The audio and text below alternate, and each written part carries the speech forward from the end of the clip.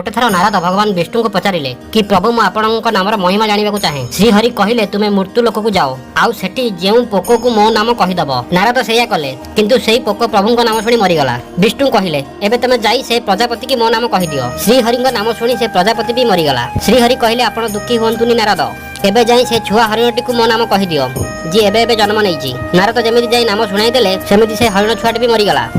पुणी भगवान विष्णु कहिले एबे तमे से गाईर बाछुरी छुआ पाखक जाओ जी एबे एबे जन्म नैची। नारद डरी डरी जाई से बाछुरी छुआ पाखक गले आउ जेमिति प्रभुଙ୍କ नाम शुणिला से बाछुरी छुआ भी मरिगला। पुणी भगवान विष्णु कहिले काशी नरेश्वर पुत्र हेइची आपण जाईकी ताकू मो नाम कहंतु। नारद कहिला प्रभु आपण मते बदनाम करबाकू चाहुचंती किंतु न चाहिला परे भी नारद बाध्य होई जिबाकू पड़िला। श्रीहरिଙ୍କ नाम शुणी से बालक कहिला नारद आपनकू प्रणाम भगवान मु सेई पोको जहाकू आपण प्रभुଙ୍କ नाम शुणाइथिले। तरे मु प्रजापति हेली तापरे मु हरिण छुआ हेली तरे मु गाईर बाछुरी हेली। सेतबेले नारद को प्रभुଙ୍କର नामर महिमा जणा पड़िला।